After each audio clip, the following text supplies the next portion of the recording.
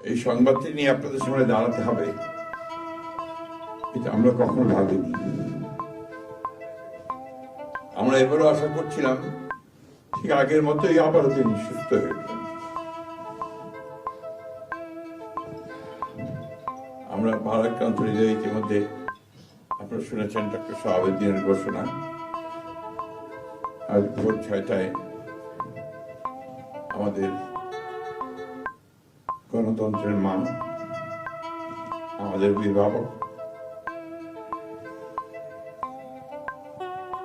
আমাদের জাতির অভিভাবক আমাদেরকে ছেড়ে চলে গেছে।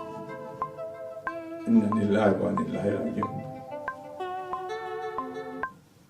এই শোক, এই ক্ষতি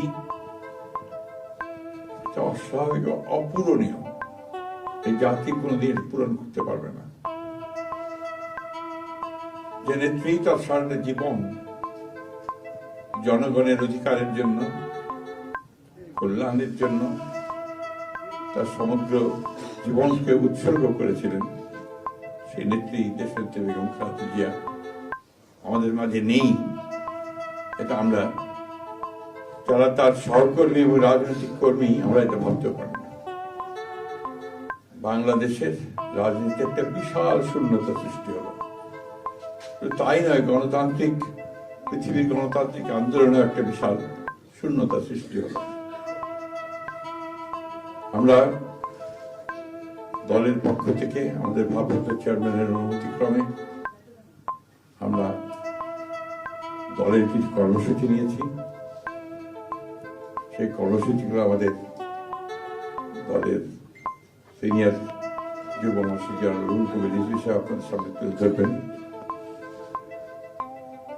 সরকারের প্রধান, এই কেয়ারটেকার গভর্নমেন্টের প্রধান প্রফেসর ডক্টর মোহাম্মদ ইউনূস আমাদেরকে ফোন করেছিলেন সাথে সাথে, এবং ইতিমধ্যেই তারা সিদ্ধান্ত নিয়েছেন যে 10টার মধ্যেই তারা স্পেশাল ক্যাবিনেট মিটিং করবেন।